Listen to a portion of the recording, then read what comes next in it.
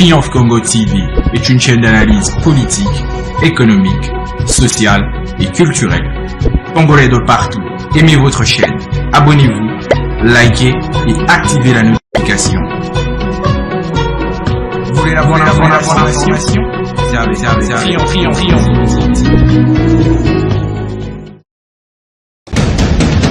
La République démocratique du Congo, c'est le plus grand pays d'Afrique centrale. Un territoire équivalent à plus de 4 fois celui de la France métropolitaine. Merci d'accepter encore une fois, aimables téléspectateurs, d'être avec nous dans cette émission de décryptage et d'analyse de l'actualité chaude qui domine dans notre pays, la République démocratique du Congo. Nous, c'est Triomphe Congo Télévision, dans cette émission Kilachiku Mambo, à laquelle nous vous convions de suivre les contenus d'aujourd'hui. Comme vous le savez, dans notre pays, la République démocratique du Congo, ça bouge un peu partout avec la situation de la révision de la Constitution. Pourquoi le parti au pouvoir, l'Union pour la démocratie et le progrès social, l'UDPS en sigle, veut à tout prix changer la Constitution? Là, nous ne parlons pas de la révision, nous parlons du changement de la Constitution. Pourquoi cette option? Et comment l'UDPS aperçoit-elle les sanctions prises à l'encontre de l'ancien chef de l'État, Joseph Kabila Kabange? Qu'est-ce qui se parle dans les officines de ce parti, l'Union pour la démocratie et le progrès social? Les réponses à toutes ces questions, c'est dans cette émission avec le premier vice-président de l'UDPS Fédération de Lubumbashi 3, M. Joël Mutangala, qui viendra ici nous expliquer pourquoi il y a cet acharnement, pourquoi du côté de leur parti politique, ils veulent à tout prix changer la Constitution. Quelles sont les motivations? Quelles sont les raisons? Qu'est-ce qu'on s'attend réellement de l'avenir de la République démocratique du Congo? Monsieur Joël Mutangala, c'est notre invité. Je vous invite à suivre cet échange qu'il a eu avec votre rédaction et nous allons nous retrouver tout juste après. Monsieur Joël Mutangala, bonjour. Bonjour, monsieur le journaliste.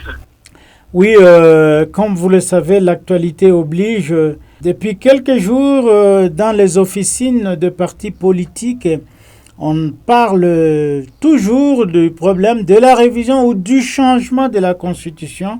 Le terme est bien approprié parce qu'on parle du changement de la Constitution. Vous, en tant que membre du parti au pouvoir, quelle analyse faites-vous de cette situation? Oui, le changement de la Constitution paraît pour le moment comme un impératif.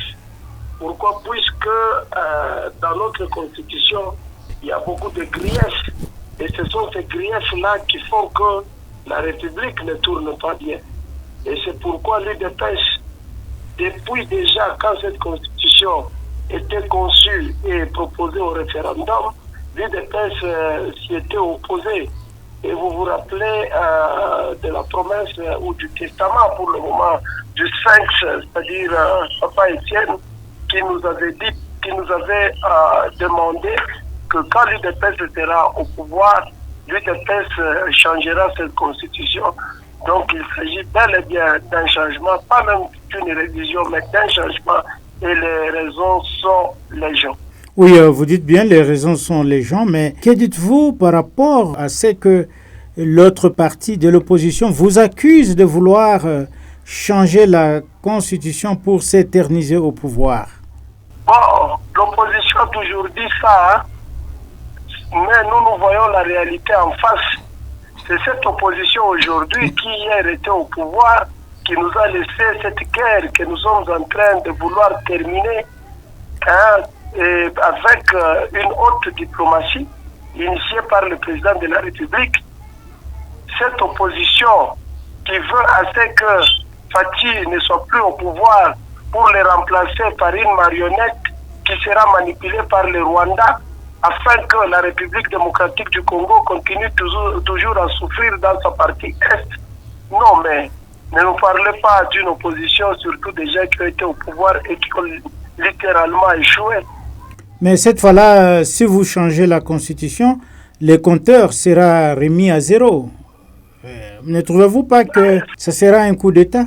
Non, mais écoutez, je ne sais pas comment vous êtes en train de concevoir les choses. Quand le président Étienne Tshisekedi Moulumba avait dit que l'UDPS, une fois au pouvoir, l'UDPS changera cette constitution, est-ce qu'il s'agissait d'un coup d'État à l'époque ou bien d'une promesse, d'un testament? Moi, je pense que c'est une promesse, c'est un testament, que maintenant, nous, une fois au pouvoir, nous sommes là, même si lui n'est pas là, mais nous devons quand même honorer sa promesse, nous devons honorer sa mémoire et procéder au changement de la Constitution. N'en déplaise aux détracteurs qui, eux, ne voient que le pouvoir. Mais nous voyons la République démocratique du Congo. Moi, je vous ai dit que cette Constitution a beaucoup de griefs que nous lui reprochons. Nous ne voyons pas une quelconque ruse politique. Mais nous voulons changer les choses. Messieurs les journalistes, vous êtes sans le savoir que dans ce pays ici, lorsque un président de la République est élu, mais ce président de la République n'a pas les mains libres pour former son gouvernement, on lui oppose une majorité de fait.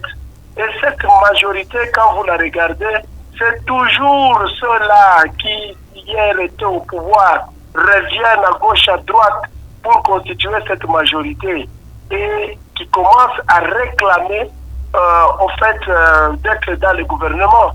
Et le Premier ministre qui est là, ce Premier ministre, même si par exemple il n'arrive pas à être à la hauteur de ses responsabilités, donc de sa charge, le président de la République ne peut pas le démettre, il faut qu'il démissionne.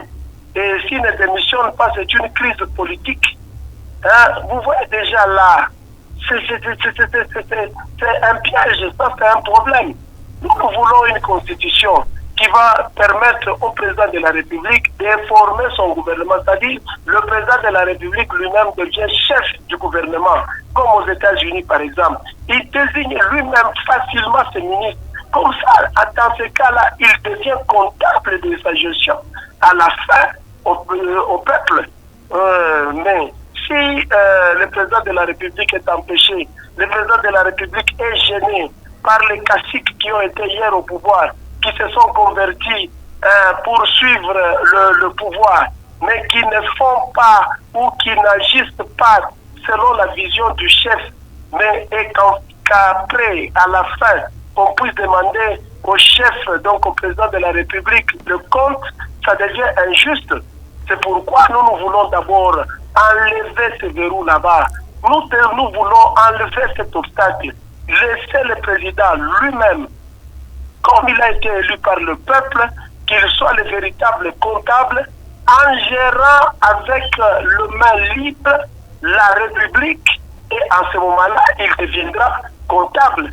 Mais regardez, pour même une nomination, il faut qu'il y ait contre-seing du Premier ministre. Mais sous d'autres cieux, ce n'est pas comme ça. Le contre-seing, pourquoi? Puisque c'est le président de la République qui a été élu, ce n'est pas le Premier ministre. Vous voulez dire que la constitution que vous voulez changer sera axée sur un régime présidentiel avec un régime présidentiel à outrance. Pourquoi? Puisque le président de la République, c'est lui qui a été élu. Et comme il a été élu, c'est celui qui doit rendre le compte au peuple et pas quelqu'un d'autre. Par conséquent, il doit lui choisir ses ministres librement. Il doit lui imprimer sa politique dans le gouvernement qu'il a lui-même formé pour atteindre les objectifs qu'il s'est assignés ou bien les objectifs de son parti politique qu'il a porté au pouvoir. Vous allez dire aujourd'hui que l'UDPS est au pouvoir. Mais est-ce que c'est l'UDPS qui gère tout le pouvoir? Non. Le pouvoir est presque démembré, découpé. Il y a celui-ci avec tel morceau, celui-là avec tel morceau, pas avec la vision de l'UDPS, mais selon sa vision. Et à ce moment-là, ça devient du bric-à-brac ou du méli-mélo. Alors, du côté de l'UDPS, vous gagnez l'héritage, mais qu'est-ce que le peuple va gagner dans tout cela? Mais nous faisons tout ça pour l'intérêt de la population. Mais quand on dit que le président de la République, c'est lui le comptable de sa gestion envers cette population-là, c'est-à-dire ça doit être une gestion rationnelle et orthodoxe au profit du peuple. Et nous sommes en train d'abord de voir au centre le peuple. Et à ce moment-là, c'est pourquoi on s'est dit, tiens, dans cette constitution, qu'est-ce qui a empêché que le peuple puisse bénéficier, par exemple, de la vision de l'UDPS? On s'est dit, non, voilà, il y a ça, que nous voulons élaguer tout simplement. Et c'est ça la démarche de l'UDPS, pour rendre les choses quand même très simples et permettre au président de la République vraiment d'être maître de son action, d'être chef du gouvernement, et pas le président de la République avec sa vision, mais quelqu'un d'autre chef du gouvernement.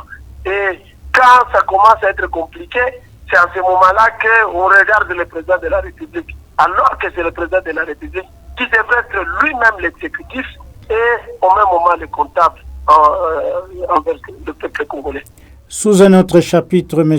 Joël Mutangala, les États-Unis d'Amérique venaient de sanctionner l'ancien chef de l'État, sénateur à vue, M. Joseph Kabila Kabange. Votre analyse quant à ce? Oui, mais celui-là devrait être sanctionné il y a longtemps. Moi, je pense que tous les malheurs que nous sommes en train de connaître ici en République démocratique du Congo, ça s'appelle Kabila. Kabila, c'est lui qui est venu avec les Rwandais en 98. Kabila, c'est celui qui nous a mis les Rwandais dans notre armée pour fragiliser l'armée.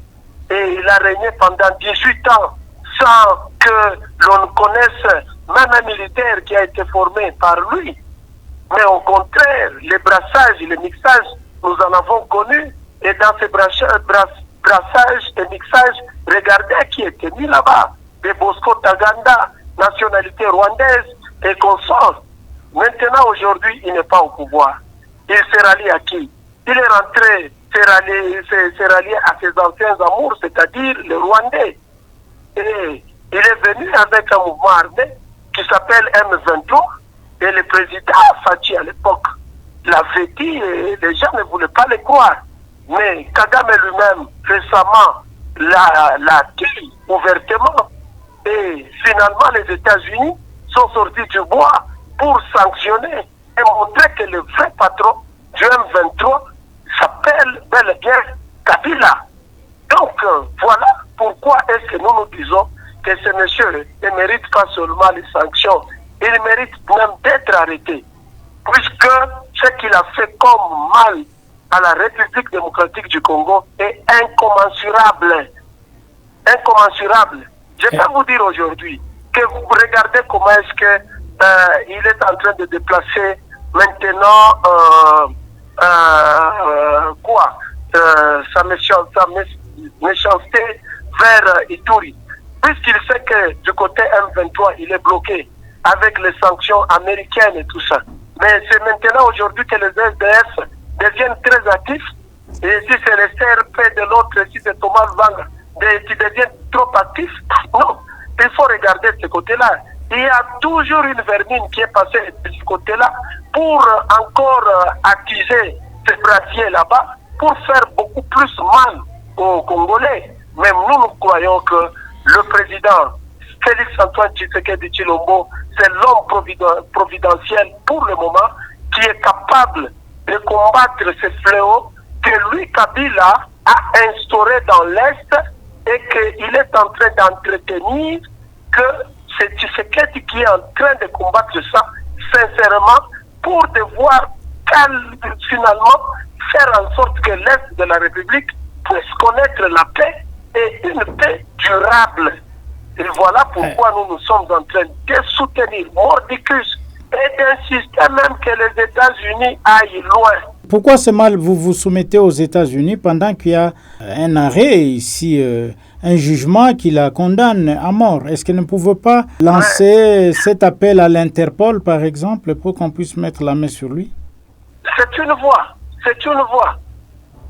Tous ces partisans-là qui croyaient à l'injustice quand il était condamné, maintenant aujourd'hui, qu'ils disent encore un mot, c'est une voie. Cela va permettre à la République démocratique du Congo de mettre encore les pieds sur l'accélérateur, c'est-à-dire lancer même un mandat d'arrêt international contre ces messieurs-là. Nous lui avons donné tout quand il est venu. Nous les connaissions quand il venait. Il était en botte, hein, le botte des cultivateurs ici.